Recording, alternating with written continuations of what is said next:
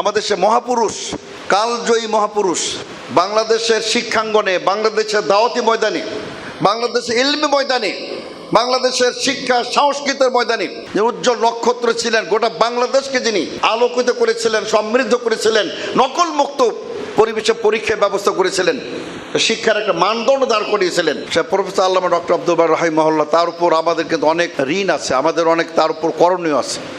আমাদের প্রফেসর আল্লামা ডক্টর আব্দুল বারী রাহিমাহুল্লাহ, যিনি দীর্ঘদিনের প্রায় 43 বছর নিরবচ্ছিন্নভাবে জমিয়ত আহলে ইসলামের সভাপতির দায়িত্ব পালন করেছিলেন এবং যিনি যিনি ন্যাশনাল ইউনিভার্সিটি, জাতীয় বিশ্ববিদ্যালয়ের প্রতিষ্ঠাতা ভাইস চ্যান্সেলর ছিলেন। রাজশাহী বিশ্ববিদ্যালয়ে তিনি প্রথম নির্বাচিত এবং শিক্ষক থেকে নির্বাচিত প্রথম ব্যক্তি প্রফেসর আল্লামা ডক্টর আব্দুল বারী রাহিমাহুল্লাহ, যিনি রাজশাহী ইউনিভার্সিটির ভাইস চ্যান্সেলর ছিলেন। ইউজিসির তিনি চেয়ারম্যান ছিলেন, ইউনিভার্সিটি গ্র্যান্ট কমিশনের।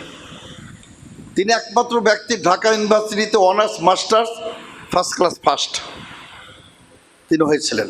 অক্সফোর্ড থেকে পিএইচডি এবং হার্ভার্ড ইউনিভার্সিটি আমেরিকাতেও তিনি গবেষণা করেছিলেন। কাজে এমন বিশাল ব্যক্তি বাংলাদেশ গর্ব করতে পারে, কিন্তু বড় বেতনা লাগে কিছু নাদান আজকেলারা ক্যানভাস শুনে ফুটপাতে বিশেষজ্ঞ ডাক্তারকে কেয়ার করে না, গুরুত্ব দেয় না, মনে করে যে ওই ফুটপাতের ডাক্তারই বড়। এটা বেদনার সাথে বলতেছি। কোথায় প্রফেসর আল্লামা ডক্টর আব্দুল বারী, কোথায় অমুক তুমুক। সম্মানিত শ্রোতাবৃন্দ, আমি 2-3টা উদাহরণ দেব। এগুলো বলছি কেন, বর্তমান প্রেক্ষাপটের সাথে কিছু কথা না বললে নয়। কিছু কুলাঙ্গার তৈরি হয়েছে, যারা অনেক আজেবাজে কথা বলতেছে। আপনার গেঞ্জি যতই সুন্দর হয়, বাড়ির মধ্যে একটু পরতে মন চায়, কিন্তু বড় অনুষ্ঠানে গেলে কিন্তু গেঞ্জি চলে না। আপনাকে একটা পাঞ্জাবি, জুব্বা, কোট, যাই হোক একটা পরতে হয়। বড় বড় অনুষ্ঠানে, ওয়ার্ল্ড ওয়াইড ইন্টারন্যাশনালি কোনো প্রোগ্রাম, সেমিনার, কোনো লেভেল হলেই আপনার আল্লামা প্রফেসর ডক্টর আব্দুল বারী রাহিমাহুল্লাহ এই নামটি নিয়ে আসতে হবে আপনাকে, যদি আপনি ইনসাফভিত্তিক, নিরপেক্ষ, তাকওয়ার সাথে কাজ করেন। এবং গেঞ্জি যতই বড় হোক, আপনি পাঞ্জাবির চেয়ে বড় করতে পারবেন না। যদি পাঞ্জাবির চেয়ে জুব্বা গেঞ্জি বড় হয়ে যায়, বিশ্রী দেখাবে, আপনাকে মানুষ উপহাস করবে। সুতরাং ডক্টর এম এ বারী স্যারের উপরে আপনি যখন তার ছাত্রতুল্য ব্যক্তিদেরকে তুলনা দিবেন, উপমা দিবেন, কি প্রমাণ হবে যে আপনি একটা বেকুফ, গর্ধব, আহাম্মক, আপনার ওই লেভেলই নাই। এর বাস্তব কথা। আমরা কারো তুচ্ছ-তাচ্ছিল্য করছি না, তো ব্যক্তি কথা, ইন্না আকরামাকুম ইনদাল্লাহি আতকাকুম, আল্লাহ জানেন কে আল্লাহর নিকট বরণীয়, আল্লাহর নিকট কে শ্রদ্ধেয়। আমরা বাহ্যিকেই আমরা হুকুম লাগাবো, এটাই বিধান ইসলামের।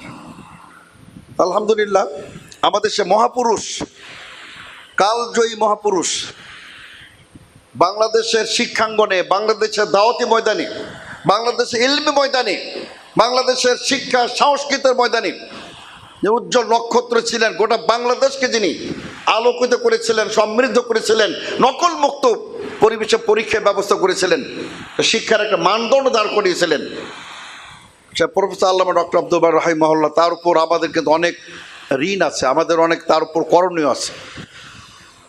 দোয়া করা, সম্মানিত শ্রোতাবৃন্দ, রব্বানা ইগফির লানা ওয়া লিইখওয়ানিনাল্লাযীনা সাবাকুনা বিল ঈমান।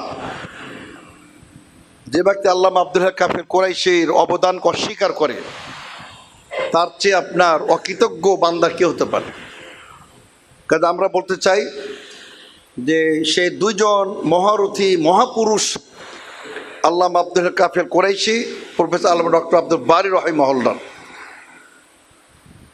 তাদের অনবদ্য কর্ম বাংলাদেশে আমাদেরকে সেগুলা জাগরণ করতে হবে, আমাদের সে লালন করতে, ঐতিহ্য আমাদের ধারণ করতে হবে।